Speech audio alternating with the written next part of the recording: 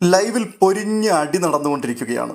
എന്താണ് വിഷയമെന്ന് ചോദിച്ചു കഴിഞ്ഞാൽ പ്രത്യേകിച്ചൊന്നുമില്ല. ഇന്നലെയും മെനഞ്ഞാന്നുമൊക്കെ പറഞ്ഞ വാക്കുകളുടെ തുമ്പും മുറിയും ഒക്കെ പിടിച്ചുകൊണ്ടുള്ള കൗണ്ടർ അറ്റാക്കുകൾ അങ്ങോട്ടും ഇങ്ങോട്ടും നടക്കുകയാണ്. തുടക്കമിട്ടത് നമ്മുടെ രതീഷ് കുമാറും റോക്കി ബായിയും കൂടിയാണ്. അല്പം കഴിഞ്ഞപ്പോൾ അത് സിജോ ഏറ്റുപിടിക്കുവാൻ വന്നു. സിജോയ്ക്ക് സപ്പോർട്ടുമായി നമ്മുടെ മുടിയനുണ്ടല്ലോ ഋഷി വന്നു. ആ സമയത്ത് ഇവരെല്ലാവരും കൂടി വളഞ്ഞിട്ട് ആക്രമിക്കാൻ തുടങ്ങുകയാണ് രതീഷിനെ. ആ സമയത്ത് രതീഷിന് സപ്പോർട്ടുമായിട്ട് ജാസ്മിൻ വന്നു. എല്ലാവരും തമ്മിൽ ഉഗ്ര സംഘട്ടനം നടന്നുകൊണ്ടിരിക്കുകയാണ്. ആ സമയത്ത് കൂടെ വില്ലൻ വില്ലൻ എന്നുള്ള വാക്കുകൾ ഇങ്ങനെ വന്നുകൊണ്ടിരിക്കുന്നു. പരസ്പരം പറയുകയാണ് ആരാണ് വില്ലൻ. കഴിഞ്ഞ ദിവസം നമ്മുടെ രതീഷ് പറഞ്ഞിരുന്നു ഞാനാണ് ഇവിടുത്തെ വില്ലൻ എന്നുള്ളത്.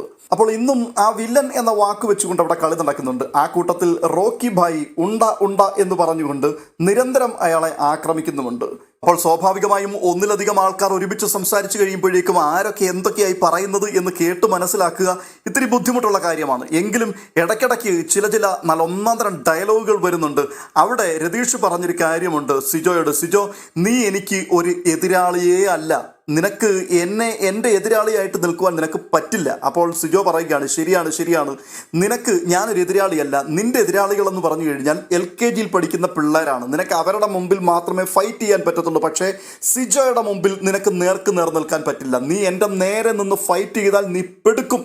ഇതങ്ങോട്ട് പറയുകയും ഉടൻ തന്നെ ജാസ്മിൻ രതീഷിനോടൊരു ചോദ്യം ചോദിച്ചു. അതെന്താ നിങ്ങളുടെ മൂത്രസഞ്ചി സിജോയുടെ കയ്യിൽ ഇരിക്കുകയാണോ എന്ന്. തുടർന്ന് സിജോയ്ക്കെതിരെ ജാസ്മിൻ കത്തിക്കയറുകയാണ്. ആ സമയത്ത് ഋഷി ആ സ്പേസ് ഏറ്റെടുക്കുവാൻ വേണ്ടി ഇടക്കേക്ക് കയറി. പിന്നീട് ജാസ്മിനും ഋഷിയും തമ്മിലായി സംഘട്ടനം. ചുരുക്കി പറഞ്ഞു കഴിഞ്ഞാൽ പൊരിഞ്ഞ പോരാട്ടമാണ് നടക്കുന്നത്.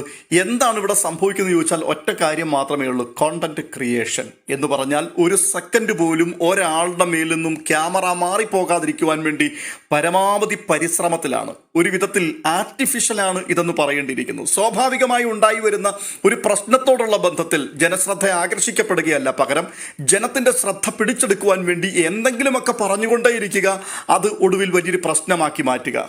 രാവിലെ നമ്മുടെ രതീഷ് ഇങ്ങനെ ഉറക്ക വിളിച്ചു പറയുന്നുണ്ടായിരുന്നു ഒരാളിനോട്, ബിഗ് ബോസിൽ നിങ്ങൾക്ക് വലിയ കോണ്ടന്റുകളൊന്നും കിട്ടില്ല, വലിയ സംഭവങ്ങളൊന്നും ഇവിടെയില്ല. നിസ്സാരമായ ചെറിയ സംഭവങ്ങളെ നമ്മൾ ഊതിപ്പെരിപ്പിച്ച് വലുതാക്കി ഒരു വലിയ പ്രശ്നമാക്കി മാറ്റുക എന്നുള്ളത് മാത്രമേ ബിഗ് ബോസിൽ സംഭവിക്കുകയുള്ളൂ. അല്ലാതെ ഒരു വലിയ പ്രശ്നം കണ്ടുകൊണ്ട് നിങ്ങൾക്കതിനെ മുതലെടുക്കാമെന്ന് വെച്ച് കഴിഞ്ഞാൽ അത് നടക്കാനുള്ള സാധ്യതയില്ല. അതുകൊണ്ട് തന്നെ നിങ്ങൾ ശരിക്കും ശ്രദ്ധിച്ചുകൊണ്ടേയിരിക്കണം എപ്പോഴാണ് ചെറിയ ഇഷ്യൂസ് വരുന്നത്, എങ്ങനെയാണ് അതിനെ വലിയ വിഷയമാക്കി മാറ്റാൻ കഴിയുക എന്നുള്ളതിനെക്കുറിച്ച്. ചുരുക്കത്തിൽ എല്ലായിടത്തും എല്ലാവരും പ്രശ്നങ്ങൾ ക്രിയേറ്റ് ചെയ്യുവാൻ ബോധപൂർവം ശ്രമിച്ചുകൊണ്ടിരിക്കുകയാണ്. ഇതിനിടയിൽ ജാസ്മിൻ്റെയൊക്കെ എജ്ജാതി പെർഫോമൻസ് എന്ന് പറയാതിരിക്കുവാൻ കഴിയില്ല. അത്ര കിഡുവായിട്ടുള്ള കൗണ്ടർ ഡയലോഗുകളൊക്കെയാണ് അടിച്ചു തകർത്തുകൊണ്ടിരിക്കുന്നത്.